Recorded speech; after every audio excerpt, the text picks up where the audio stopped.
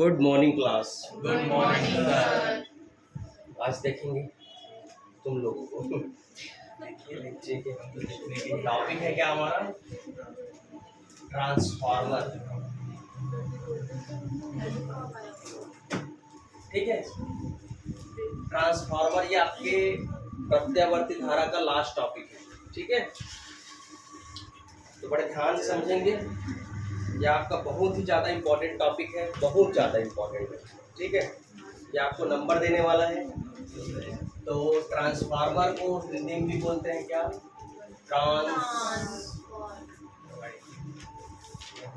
Transformer. ठीक है, इसको क्या लिखते हैं, ट्रांसफार्मर। ठीक है, ट्रांसफार्मर अब होता क्या है, गांव में जो लगा होता है देखे होगे, ये तो बहुत अच्छे से आप लोग देखे होगे ट्रांसफार्मर कहाँ लगा होता है। ट्रांसफार्मर जो होता है प्रत्यावर्ती धारा, ट्रांसफार्मर जो होता है प्रत्यावर्ती धारा की वोल्टता, एसी वोल्टता को बढ़ा भी सकता है और घटा भी सकता है। प्रत्यावर्ती धारा के, है ना, एसी वोल्टता को बढ़ा भी सकता है और घटा भी सकता है, तो इसको क्या कहते हैं, ट्रांसफार्मर। ठीक है, प्रत्यावर्ती धारा के वोल्टता को बढ़ा भी सकता है और घटा भी सकता है, उसको क्या बोलेंगे हम लोग, ट्रांसफार्मर। ये किसके कॉन्सेप्ट पे वर्क करता है, म्यूचुअल इंडक्शन के,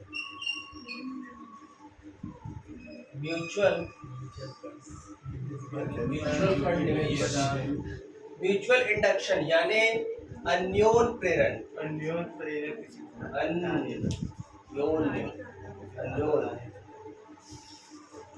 होता है प्रेरण के सिद्धांत से काम करता है।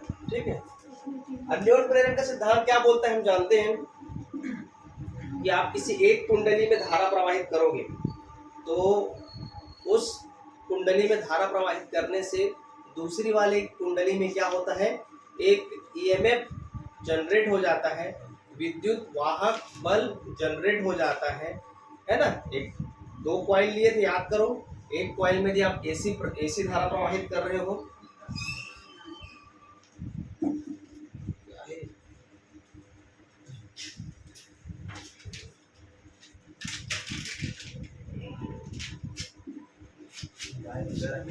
नहीं होगा कुछ। चलो, तो ट्रांसफार्मर क्या होता है, म्यूचुअल इंडक्शन के कॉन्सेप्ट पे वर्क करता है। एक एक लाइन क्लियर होते जा रहा है। ठीक है, एक तो आप लोग पढ़े हो सेल्फ और एक पढ़े हो म्यूचुअल, स्वप्रेरण। और तो ये जो है ट्रांसफार्मर किसी कॉन्सेप्ट पे वर्क करता है, अन्योन प्रेरण के कॉन्सेप्ट। ये क्या करता है, ट्रांसफार्मर के यानी एसी ट्रांसफार्मर क्या करता है, एसी वोल्टता को बढ़ा भी सकता है और घटा भी सकता है। ठीक है, तो इस प्रकार के डिवाइस को क्या कहते हैं, ट्रांसफार्मर। आप सभी देखे होंगे। ठीक, अब बात करते हैं ट्रांसफार्मर कितने प्रकार के होते हैं। तो ट्रांसफार्मर दो प्रकार के होते हैं। Transformer are two types. ठीक है, ट्रांसफार्मर आर टू टाइप्स। संघर्ष है ना, सुबह उठना। ठीक, चलो, अब टूट गए हो, सोना तो नहीं, ट्रांसफार्मर पे ध्यान दे। नींद तो मुझे भी लग रहा है, सोना नहीं है, अब कैमरा भी चालू हो गया। हेलो, चलिए राशि, हम लोग ये टॉपिक स्टार्ट किए थे ट्रांसफार्मर। ठीक है, ये ट्रांसफार्मर क्या होता है, संगमरमर का सगा भाई। ठीक है, ट्रांसफार्मर क्या होता है, संगमरमर का सगा भाई होता है। तो हमने देखे क्या ट्रांसफार्मर का डेफिनेशन, तो ये एसी वोल्टता को क्या करता है, इंक्रीज भी कर सकता है और डिक्रीज भी कर सकता है। Transformer is based on the concept of mutual induction. ठीक है, now here we seen types of transformer. First are called step down transformer. Step down transformer. ठीक है, जो किसान होता है उसके सामने क्या लगाओगे? ट्रांस किसान. ट्रांस का जो किसान होता है ना वो ट्रांसफार्मर कहलाता है. ठीक, एक होता है क्या? स्टेप डाउन ट्रांसफार्मर और एक होता है स्टेप अप ट्रांसफार्मर. यहाँ तक क्लियर हुआ? कितने प्रकार के होते हैं जी? 2 प्रकार के होते हैं. ठीक है, एक होता है step up transformer, step down transformer और एक होता है स्टेप अप ट्रांसफार्मर. चलिए, स्टेप डाउन क्या करता है? स्टेप डाउन जो है ना, वोल्टता को, है ना, वोल्टता को क्या करता है? घटा देता है. क्या करता है? घटा देता है. स्टेप डाउन मतलब जो उसकी एसी वोल्टता है उसको क्या करता है? घटा देता है. और स्टेप अप यानी वोल्टता को क्या करता है जी? बढ़ा देता है. ठीक है, इसमें डिक्रीज होता है, इसमें इंक्रीज होता है. यहाँ तक डन. ठीक है, अब स्टेप डाउन ट्रांसफार्मर में वोल्टेज को तो घटा दे रहा है, लेकिन इसमें ना धारा यानी करंट के मान को क्या कर देता है? बढ़ा देता है. इसको मैं पूरा मैथमेटिकल डेरिवेशन से भी समझाऊंगा कैसे बढ़ा देता है. आप देख पाएंगे, सीधा प्रसारण आप इस ब्लैक बोर्ड के माध्यम से देख पाएंगे. Yes sir. ठीक है, बने रहिए हमारे साथ. दिशा कॉलेज में जब मैं पढ़ता था ना बीएससी, तो वहाँ एंकरिंग करने का ना एक बढ़िया तरीका निकालते थे. तो एक मेरा दोस्त है, वो एंकरिंग कैसे करता था पता है? किसी भी चीज़ का वो सीधा भीड़ में जाता था, न्यूज़ के माध्यम से. आइए अब हम कुछ सांस्कृतिक कार्यक्रम को ले चलते, ऐसे जो बहुत ऐसे वैसे करके आइए सीधा स्टेज की ओर चलते. ऐसे मीडिया लोग करते हैं नहीं, वैसे लड़का किया. और आज वो लड़का आज तक, जी न्यूज़, बड़े बड़े न्यूज़ चैनल में वो आज एंकर है. बड़े बड़े मुख्यमंत्री लोग का, नेता लोग का वो इंटरव्यू लेके बैठे. उत्कर्ष चतुर्वेदी मेरा दोस्त है. ठीक है, सो काट के भेजूंगा उसको. चलिए, वोल्टेज को घटा देगा लेकिन धारा के मान को क्या कर देगा? मतलब धारा की जो प्रबलता है, ठीक है, to increase the value of current. ठीक है, और यहाँ पर क्या करते हैं? धारा के मान को क्या करता है जी? घटा देता है. चलो, यहाँ तक तो एक चीज क्लियर हुआ. अब इसको देखते हैं नंबर ऑफ टर्न्स. तो पहले मैं इसके कंस्ट्रक्शन बता दे रहा हूँ, फिर इसके लपेटने वाला किस्सा कहानी बताऊंगा. ठीक है, कंस्ट्रक्शन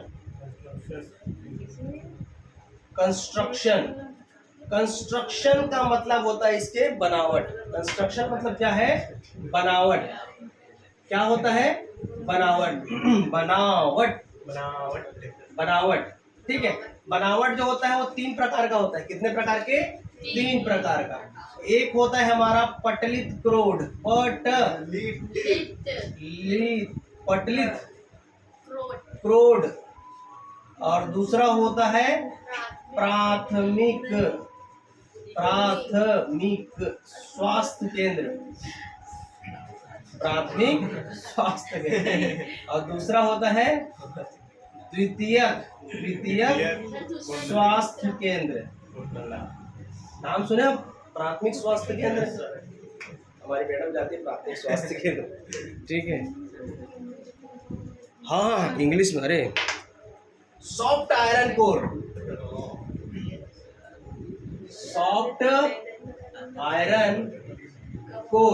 और ये होता है हमारा प्राइमरी क्वाइल.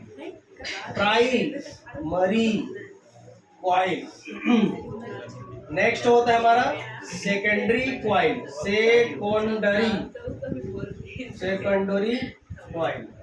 ठीक है, सेकेंडरी क्वाइल. मेरे चाय पीते तक एक बार नजर मारो. ठीक है, फट हो गया. डिच्ची याद है? क्लास शुरुआत में ना थोड़ा सा वो लगता है पिकअप पकड़ने में, नींद धीरे धीरे भागता है, उसका सीधा आदमी अपने असली औकात में आता है, फिर मार धार चालू हो जाता है। ऐसा खुशबू ना गुरुकुल में बहुत गहन शिक्षा अध्ययन कर रही है। यस सर,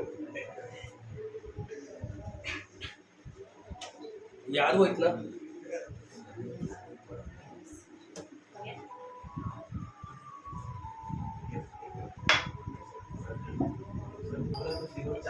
चलिए, हो गया।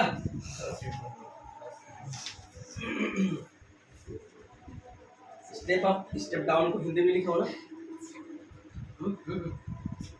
क्या आ रहा है क्या? पूरा आ गया। टेंशन क्यों लेने का, कोई बात नहीं। ऊपर में भारत माता की जय दिखाना पड़ेगा सर। देखो सब लोग ह्यूमन है, सब जानते हैं कि गुरु जी लोग भी चाय पीते हैं घर में। चलिए, कहाँ चल रहे हैं? पढ़ने। अरे इसका हिंदी नहीं लिखा हूँ क्या? Yes sir. इसी में तुम लोग बड़बड़ा रहे थे। इसको बोलते हैं चाय। अपचाई ट्रांसफार्मर, और इसको बोलते हैं ऊंचाई। इसीलिए चाय पिला लें, ऊंचाई ट्रांसफार्मर। चलिए, कंस्ट्रक्शन ट्रांसफार्मर कितने टाइप का बना होता है जी? 3 प्रकार का। How many types of transformer made? 3 types of, ठीक है। हाउ मेनी, सॉरी टाइप में कंस्ट्रक्शन के how many parts? 3 parts. First is what? Soft iron core, जिसको हम लोग बोलते हैं पटलित क्रोड। सेकंड होता है हमारा प्राइमरी कॉइल, है ना, जिसको बोलते हैं प्राथमिक कुंडली। नंबर 3 होता है सेकेंडरी कॉइल, दैट इज द्वितीय कुंडली। इतना बना लोगे? चलिए, अब यहाँ पर एक चीज सीखना है कि जो अपचाई ट्रांसफार्मर होता है, अपचाई ट्रांसफार्मर होता है, ठीक, इसमें पहले तो ट्रांसफार्मर बना के दिखा देता हूँ। ट्रांसफार्मर कैसे होता है? जैसे मान के चलो ये हमारा ट्रांसफार्मर है, ये पटलित क्रोड है। क्या है? पटलित क्रोड है। ये क्या है? हमारा पटलित क्रोड है। तो इसमें जो लपेटेंगे ये हमारा क्या है? Primary coil. इसमें जो लपेटेंगे हमारा क्या है? Secondary coil. ये क्या है? हमारा सेकेंडरी कॉइल, ठीक है। मतलब इसको हम दे सकते हैं वर्किंग वाले पार्ट में दे सकते हैं, कार्यविधि बोल सकते हैं। इसको क्या बोल सकते हैं? वर्किंग। क्या बोल सकते हैं? वर्किंग, यानी कार्य विधि। क्या बोल सकते हैं? कार्य विधि। तो इसको अभी नहीं बताऊंगा, पहले इसको देखते हैं। देखो कौन कितना टर्म्स होता है। स्टेप डाउन ट्रांसफार्मर में जो प्राथमिक कुंडली होता है, ठीक है, ये क्या कर रहा है? वोल्टेज को घटाएगा। घटते क्रम में जाना है जी। तो घटते क्रम में कैसे जाते हैं? सबसे पहले सबसे बड़ा, उसके बाद छोटा। तो प्राइमरी कॉइल कम लपेटेंगे, सेकेंडरी कॉइल ज्यादा लपेटेंगे, तो ये क्या कहलाएगा? सॉरी गलत हो गया। इसको प्राइमरी ले लो और इसको क्या ले लो? सेकेंडरी ले लो। प्राइमरी कॉइल में यदि ज्यादा लपेटा गया है, ठीक है, और सेकेंडरी कॉइल में कम लपेटा गया है, तो वो कौन सा ट्रांसफार्मर है? Step down transformer. देखो जहां ज्यादा लपेटा गया है वहां पतला तार। कैसा तार? पतला तार, ठीक है। जहां कम लपेटा गया है वहां मोटा तार, ठीक है। कैसा तार? मोटा तार। बस इसको थोड़ा सा याद रखे रहना। थोड़ा सा कंफ्यूजन है यहाँ पास, लेकिन एकदम क्लियर है। ज्यादा लपेटोगे पतला तार, कम लपेटा हुआ है तो मोटा तार। बस इतना याद रखना। प्राइमरी कॉइल में यदि ज्यादा लपेटा गया है, सेकेंडरी कॉइल में कम लपेटा गया है, तो पहले ज्यादा से कहाँ जा रहे हैं? कम की ओर। तो वो क्या है? स्टेप डाउन ट्रांसफार्मर, यानी अपचाई ट्रांसफार्मर। याद हुआ? Second step up transformer. Step up transformer. Step up transformer में, स्टेप अप ट्रांसफार्मर में क्या होगा? स्टेप अप ट्रांसफार्मर में, ठीक है, मान के चलो ये हमारा प्राइमरी है और ये क्या है? सेकेंडरी है। ये प्राइमरी है और ये सेकेंडरी है। और ये जो बना है हमारा पटलित क्रोड है। क्या है ये? पटलित क्रोड। ठीक है, तो यहाँ पर स्टेप डाउन में क्या करेंगे, स्टेप अप में पहले वाले में कम, दूसरे वाले में ज्यादा। पहले वाले में कम, दूसरे वाले में ज्यादा, मतलब कम से ज्यादा की ओर बढ़ रहे हैं, तो इसकी क्या हो रहा है, वोल्टता को बढ़ा रहा है। तो इस प्रकार के ट्रांसफार्मर को कहा जाता है स्टेप अप, यानी ऊंचाई ट्रांसफार्मर। क्या बोलते हैं? ऊंचाई ट्रांसफार्मर। कम लपेटा गया है मतलब मोटा तार, ज्यादा लपेटा गया है मतलब पतला। ठीक है, यहां तक क्लियर हुआ? तो स्टेप अप और स्टेप डाउन का ट्रांसफार्मर का डेफिनेशन क्लियर हुआ।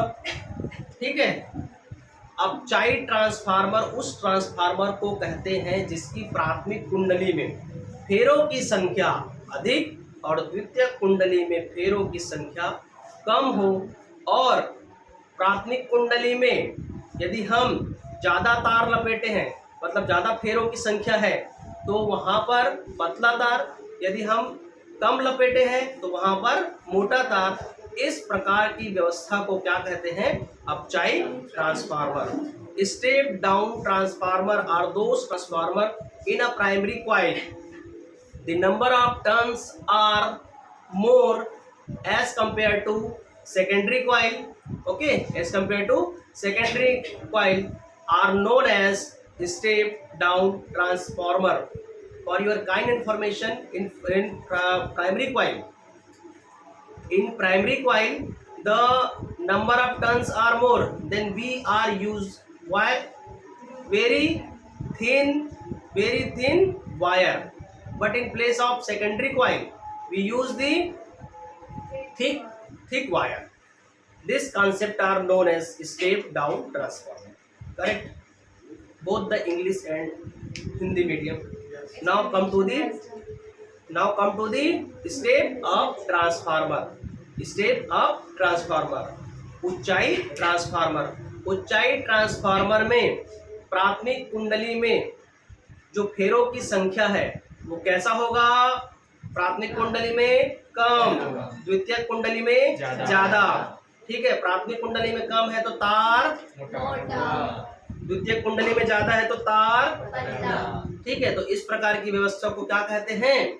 ऊंचाई transformer. Step up transformer are those transformer in primary coil the number of turns are less as compare to secondary coil, and number of in secondary coil the number of turns are more as compared to first. And we take in primary coil which type of wire?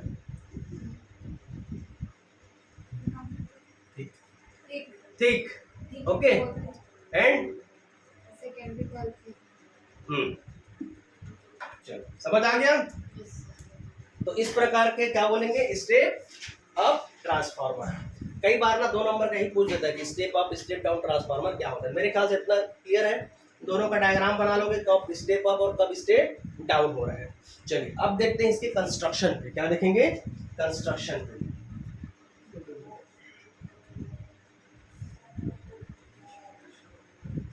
यही पर बना रहा हूं construction में, देखिए अब ये बना रहे हैं हम लोग पटलित क्रोड। क्या बना रहे हैं? पटलित क्रोड। क्या बना रहे हैं? पटलित क्रोड। चलिए पटलित क्रोड क्या होता है? पटलित क्रोड क्या होता है? पटलित क्रोड जिसको हम लोग बोलते हैं सॉफ्ट आयरन। क्या है? Soft iron. ट्रांसफार्मर के कॉन्सेप्ट को थोड़ा बारीकी से समझते हैं हम। इसमें कार्यविधि के आपकी जो हेडिंग है वो कार्यविधि करके है आपके बुक में, कार्यविधि।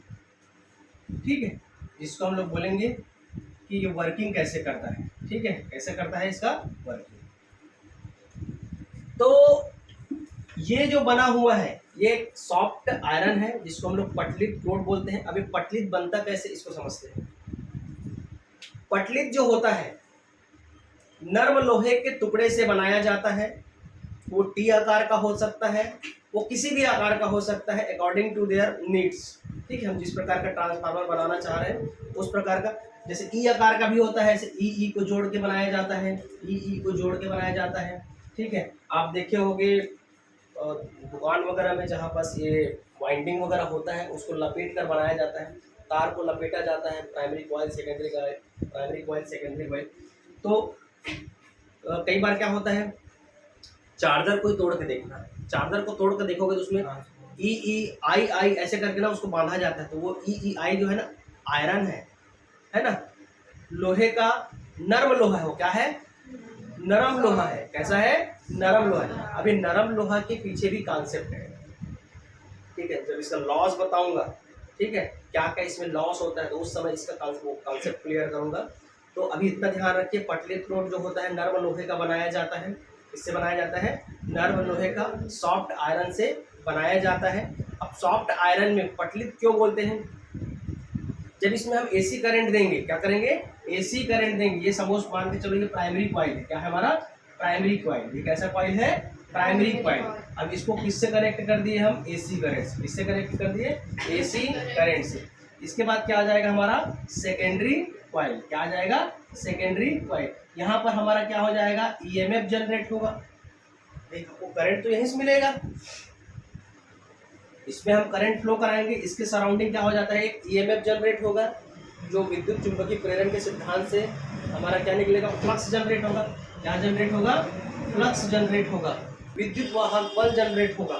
ठीक है, तो ये जो व्यवस्था है, ठीक है, तो ये क्या करेगा, हम ये जान लिए कि पटलित रोड, तो यहाँ से जो फ्लक्स जनरेट होगा तो उसमें वाइब्रेशन नहीं होना चाहिए, वाइब्रेशन होगा तो लॉस होगा। तो इसी वाइब्रेशन को कम करने के, लॉस को कम करने के लिए हम बोलते हैं इसमें आयरन लॉस आता है, कॉपर लॉस आता है, हिस्टेरेसिस लॉस आता है, ठीक है, और फ्लक्स लॉस आता है। आयरन लॉस मतलब लोहे का जो बार बार टकराना होता है ना, उससे भी क्या होता है, उसमें प्रभाव देखने को मिलते हैं। बार बार टकराएगा, सॉलिड रहेगा तो उसमें प्रभाव देखने को मिलेगा, लेकिन सॉफ्ट रहेगा तो एक दूसरे से चिपक के रहेगा, तो वो क्या होता है, लॉस नहीं होगा। निकल दिख रहेगा, निकल गया। चलो यहाँ तक क्लियर हुआ। तो अब कार्यविधि वर्किंग में क्या करेंगे, क्या लिखेंगे, जब हम प्राइमरी कॉइल में करंट, एसी करंट देते हैं तो पटलित क्रोड, यानी पटलित क्रोड में क्या होता है, भंवर धाराएं उत्पन्न हो जाती है। क्या हो जाती है, भंवर धारा। अब ये भंवर धारा क्या होता है, ईडी करंट, पढ़ चुके हो ऑलरेडी प्रीवियस लेक्चर में। भंवर धारा क्या करता है, जैसे ट्रांसफार्मर के नीचे बड़े बड़े जहाज आते हैं, उसको क्या बोलते हैं, ट्यूमिंग इफेक्ट बोलते हैं, गुंजन क्षय। तो क्या होता है, गुंजन ऊर्जा, गुंजन क्षय, करके करता है, वो क्या है हमारा, तो वही भंवर धारा है। ठीक है, तो इसमें प्राइमरी कॉइल में जब एसी करंट फ्लो कराते हैं तो इसके सराउंडिंग में क्या होता है, एक ईएमएफ जनरेट होता है विद्युत चुंबकीय प्रेरण के नियम से, इसको फ्लक्स के माध्यम से, और क्या मिलता है हमको यहाँ पर, E = -N क्या मिलता है, ये होता है ना सेकंड लॉ। ठीक है, तो ये हो गया इसका आपका वर्किंग, किस तरह से वर्किंग करता है। तो आप बराबर लिख सकते हो कि जब हम प्राथमिक कुंडली में प्रत्यावर्ती धारा को प्रवाहित करते हैं तो इनके पटलित क्रोड के बीच में, है ना, भंवर धाराएं उत्पन्न हो जाती हैं। भंवर धारा उत्पन्न होने से इस प्राइमरी कॉइल के कारण द्वितीयक कुंडली में एक ईएमएफ जनरेट होता है, फ्लक्स जनरेट होता है। फ्लक्स जनरेट होगा मतलब एक प्रकार का ये वोल्टेज क्रिएट हो जाता है। इस प्रकार हम द्वितीय कुंडली से इसको प्राप्त कर सकते हैं। तो ये हो गया क्या हमारा कार्यविधि, यानी वर्किंग ऑफ ट्रांसफार्मर। डन। चलिए अब बढ़ते हैं आगे, इसको मिटा दो।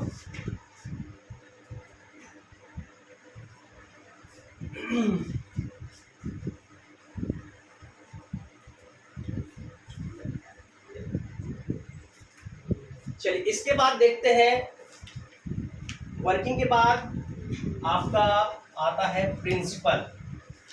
क्या आता है, प्रिंसिपल। प्रिंसिपल यानी सिद्धांत। क्या आता है, सिद्धांत। बहुत इजी टॉपिक है, एकदम स्टेप बाय स्टेप पढ़ेंगे तो आपको समझ में आ जाएगा। चलिए सिद्धांत में क्या करेंगे, यहीं से उठाएंगे और मैं डायरेक्ट लेके चल रहा हूँ। मान के चलो हमारा इसमें प्राइमरी कॉइल में नंबर ऑफ टर्न्स क्या है, NP, number of secondary coil में है तो NS, ठीक है। इसमें आपका जो वोल्टता है ना, विद्युत वाहक बल है, वो प्राइमरी कॉइल के लिए EP, सेकेंडरी कॉइल के क्या है ES। अभी तक तो पूरा न्यूमेरिकल पार्ट नहीं, सॉरी थ्योरेटिकल पार्ट देखे हो। अब ट्रांसफार्मर में आप देखेंगे थोड़ा से calculation part. N is what? N is the number of turns in a primary coil. NS is the number of turns in a secondary coil. EP is the electromotive EMF on primary coil, EMF on secondary coil. विद्युत वाहक बल है ना, या उसको वोल्टता भी लिखा जाता है। जनरेट होगा तो उसको वोल्टता में कन्वर्ट करेंगे। अभी यहाँ पर इसको ना EMF मत बोले, EMF बोले रहो, वोल्टता मत बोले रहो, तो उसको अलग से मैं कंपैरिजन करके बताऊंगा। तो हम जानते हैं प्राइमरी कॉइल में, ठीक है, EP में क्या हो जाएगा, EP is equal to minus NP upon sorry d∅ upon dt। ये हो गया किसके लिए, प्राइमरी के लिए। सेकेंडरी के लिए क्या हो जाएगा, ES is equal to minus NS d∅ upon dt। Camera चल रहा है ना, इसको ले लीजिए इक्वेशन 1, इसको ले लीजिए इक्वेशन नंबर 2, ठीक है। डिवाइड कर दीजिए 2 से 1 को, किससे कर दीजिए, 2 डिवाइडेड बाई 1, 2 डिवाइडेड बाई 1। इसको याद रखना SP से, क्या रखना, SP से याद रखना, परीक्षा हॉल में नहीं भूलोगे, ठीक है। SP याद करने के लिए मतलब S को P से भाग देना है, S को P से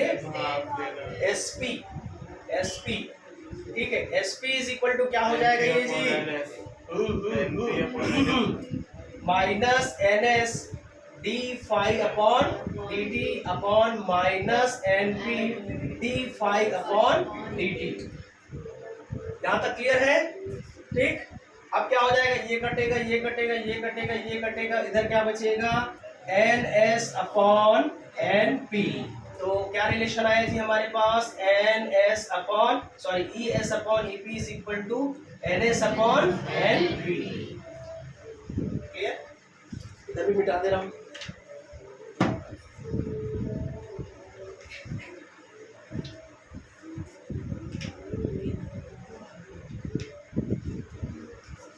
डन यहां तक।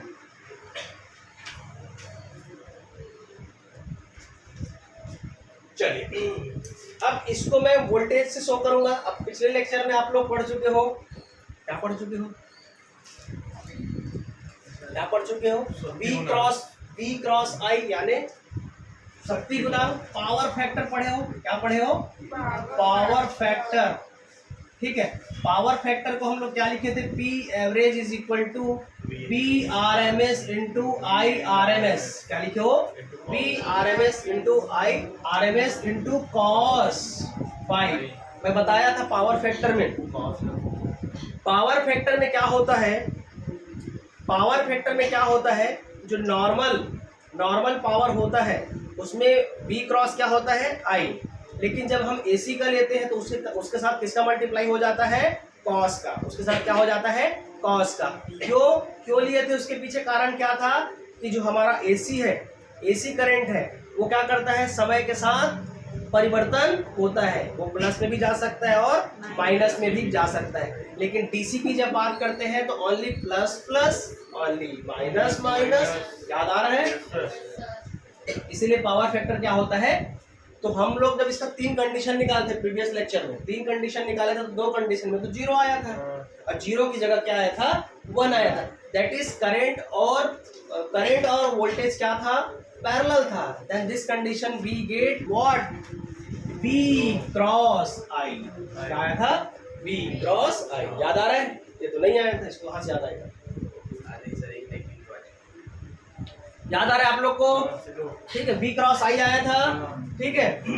RMS अलग निकाले थे, I0 अलग निकाले थे, √2 वाला अलग निकाले थे, ठीक है। 3 कंडीशन में एक कंडीशन बस हमारा क्या आया था, ये, बाकी दोनों कंडीशन में अग्रगामी और पश्चगामी, फॉरवर्ड और रिवर्स में क्या आया था, 0, क्योंकि π/2 की वैल्यू क्या हुआ, 0। आगे बढ़ते हैं, वोल्टेज को हम लेते हैं VP प्राइमरी के लिए एंड सेकेंडरी के लिए लेते हैं VS, ठीक है। अब मैं रिप्लेस कर रहा हूँ किसको, ये हमारा ईएमएफ है, इसको वोल्टेज से, तो ये क्या हो जाएगा इसको पहले कर देते हैं, तो ये क्या हो जाएगा VS अपॉन क्या हो जाएगा VP is equal to NS upon NP। पहले ये काम कर लिए, ठीक है, जहां जहां ES है वहां पर VS, EP है वहां पर VP। BP। चलिए अब ये वाले में पावर फैक्टर में क्या करूंगा, VS सेकेंडरी कॉइल के लिए इनटू है ना I सेकेंडरी कॉइल के लिए, और VP secondary coil primary coil के लिए, I जो है हमारा प्राइमरी कॉइल के लिए, दोनों क्या है इक्वल होगा। मतलब यहाँ पर आप लिख सकते हो ये जो वैल्यू है, ये पावर फैक्टर है किसका, पावर फैक्टर है किसका सेकेंडरी का, इसका है सेकेंडरी कॉइल का, ठीक है। अब ये वाला जो है पावर फैक्टर है किसका, पावर फैक्टर है किसका प्राइमरी कॉइल, ठीक है। द्वितीयक कुंडली में शक्ति गुना, प्राथमिक कुंडली में शक्ति गुना। अच्छा, इसी को आप लोग थोड़ी देर बाद अभी और मैं बताऊंगा निर्गत और निवेशी, ठीक है। जब उसकी इफिशियंसी पढ़ेंगे तो मैं निर्गत और निवेशी बताऊंगा, थोड़ा टाइम लगेगा ना। तो ये ES और क्या बोलते हैं S जो होता है सेकेंडरी कॉइल, P जो होता है प्राइमरी कॉइल, तो इसके पावर फैक्टर को क्या कर दिए हम लोग इक्वल। इसमें किसी को कुछ थोड़ा बहुत दिक्कत है क्या, क्लियर, बढ़ो आगे। तो ये क्या हो जाएगा जी, अब BS इधर वाला BP ला, BP इधर क्या हो जाएगा IP, इधर क्या हो जाएगा IS, डन, ठीक है। हाँ 1 2 इसको 3 इक्वेशन, इसको इक्वेशन नंबर 4, इसको इक्वेशन नंबर 5, इसको क्या ले लिए इक्वेशन नंबर 5। चलिए देखिए इसको हम लोग क्या लिख सकते हैं, और इसको रखिए, ये क्या हो सकता है BS upon BP is equal to NS upon NP is equal to IP upon IS। ये रिलेशन को याद रखना बहुत ज़्यादा इंपॉर्टेंट रिलेशन है। यहाँ से न्यूमेरिकल्स बनेगा राशि, यहाँ से न्यूमेरिकल्स बनेगा। क्वेश्चन में आपको नंबर ऑफ टर्न्स दिया रहेगा, प्राइमरी कॉइल सेकेंडरी कॉइल है ना, उसके वोल्टेज का दिया रहेगा, या करंट का रेशियो निकालने बोलेगा, या करंट का दिया रहेगा तो वोल्टेज का रेशियो निकालने बोलेगा। देखिए हम लोग करंट स्टार्ट किए थे पहले चैप्टर से, हाथ पैर को रगड़ने से, ठीक है, कहाँ तक पहुँच गए, सिर को ऐसे रगड़ने से, समझ आ रहे हैं, यहाँ तक क्लियर हुआ, बढ़े आगे। अब इससे क्या रिलेशन निकल रहा है, जो मैं पहला बोला था स्टेप अप और स्टेप डाउन में, कि जिसका वोल्टेज बढ़ेगा उसके धारा या करंट के मान को क्या कर देगा, घटा देगा। आप इक्वेशन देख के समझ गए होंगे कि उस टाइप से हो रहा है। सपोज सेकेंडरी कॉइल का यदि वोल्टेज बढ़ा दिया जाए, ठीक है, तो उससे कुछ फर्क नहीं पड़ेगा, फर्क पड़ेगा यहाँ से नीचे के मान को यदि बढ़ाऊंगा तो इसके मान में क्या हो जाएगी, कमी आएगी, ठीक है। मतलब इसको यदि 1 ऊपर वाले को, नीचे वाले को 2 दूं, तो बढ़ाया किसका मैं, प्राइमरी का, इसका बढ़ाया प्राइमरी के टर्म्स को बढ़ा दिया। इसका मतलब वही हुआ ना, ये NS और ये NP, इसको ले लो, NS और NP। Number of secondary coil 1 है, 1 भावर बस घूमा है वायर, और NP यानी प्राइमरी में कितना भावर है, 2 बार है। तो ऐसे ट्रांसफार्मर को क्या ट्रांसफार्मर कहा जाता है, और 2 बार प्राइमरी में 2 बार, अब स्टेप अप, ज्यादा से कम, स्टेप अप, ज्यादा से कम, यानी स्टेप डाउन। क्या हो रहा है, स्टेप डाउन। पहचानने आना चाहिए भैया, पहचानने आना चाहिए। प्राइमरी में फटाफट में कल पूछूंगा तो एकदम आंसर देते बनना चाहिए। प्राइमरी में ज्यादा, सेकेंडरी में कम, घट रहा है, स्टेप डाउन। शुरुआतेज में एकदम कम, बाद में बढ़ रहा है तो स्टेप अप। अब इस रिलेशन के बाद देखो, इसका जो वो है धारा पे क्या हो जाएगा, IP upon I S, I P upon क्या हो जाएगा आई एस। तो इसमें क्या हो रहा है, ऐसे करने से किसकी वोल्टेज को बढ़ा दे रहा है, करंट को बढ़ा दे रहा है, ये अपोजिट रिलेशन में है ना, आया ना। इससे हम लोग क्या कंक्लूजन निकाल रहे हैं कि जैसे ही यदि प्राइमरी क्वाइल में यदि नंबर ऑफ टर्म्स ज्यादा है एज कंपेयर टू सेकेंडरी, और सेकेंडरी में क्या है कम है, तो ऐसे स्थिति में क्या हो रहा है, ऐसे ट्रांसफार्मर को हम बोल रहे हैं स्टेप डाउन ट्रांसफार्मर, और स्टेप डाउन ट्रांसफार्मर से क्या हो रहा है, उसके करंट के मान में क्या हो रहा है जी, इंक्रीज हो रहा है, उसकी प्रबलता है ना, उसकी जो वैल्यू है, करंट की वैल्यू है, वो क्या हो रहा है, इंक्रीज हो रहा है। ठीक है, कैसे, इसको बदलिए, क्या हो जाएगा I S upon I P, ये कितना हो जाएगा 2/1। ठीक, तो इसकी वैल्यू क्या हो जाएगा, प्राइमरी से सेकेंडरी हो रहा है तो वैल्यू बढ़ रहा है, तो करंट की वैल्यू क्या हो जाएगी, इंक्रीज। डन। इसी प्रकार आप स्टेप अप के लिए भी कर सकते हो, स्टेप अप के लिए जस्ट उल्टा कर दो, 2 और 1 ले लो, 2 और 1 लोगे तो ये क्या हो जाएगा 1/2।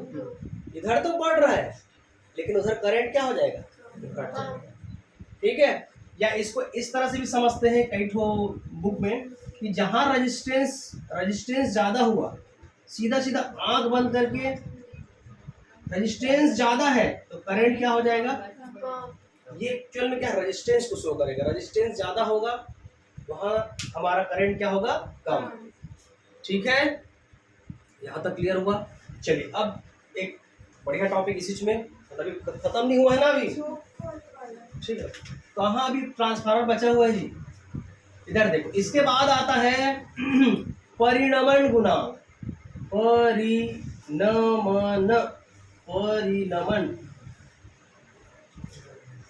परिणमन गुणांक क्या लिखे, परिणमन लिखे, परिणमन गुणांक है कि अनुपात है, ओहो बहुत बड़ा गलती, ट्रांसफॉर्म, इंग्लिश में बोलते हैं ट्रांसफॉर्मेशन रेशियो, क्या बोलते हैं, ट्रांसफॉर्मेशन रेशियो, एकदम इजी है। ट्रांसफॉर्मेशन रेशियो, ये NS अपॉन NP को ही क्या बोलते हैं, ट्रांसफॉर्मेशन रेशियो, यानी NS upon NP is equal to, यदि R लिख रहा हूं तो यही क्या है हमारा परिणमन अनुपात, यही क्या है हमारा ट्रांसफॉर्मेशन रेशियो, यही क्या होता है ट्रांसफॉर्मेशन रेशियो। इधर आ रहा है क्या, इधर नहीं आ रहा है, यहाँ तक आ रहा है, ठीक है, इसको यहाँ बता रहा हूँ। ठीक है, स्टेप अप ट्रांसफार्मर में परिणमन गुणांक होता है, स्टेप अप में परिणमन गुणांक जो होता है 1 से अधिक होता है, याद रखिएगा, कई बार प्रश्न आया है, कई बार, है ना। ऊंचाई ट्रांसफार्मर में परिणमन अनुपात का मान कितना होता है, तो 1 से अधिक होता है, जो बढ़ा दे रहा है उसका मान क्या है, 1 से अधिक, और जो बढ़ा दे रहा है वही तो क्या है जी, स्टेप अप ट्रांसफार्मर।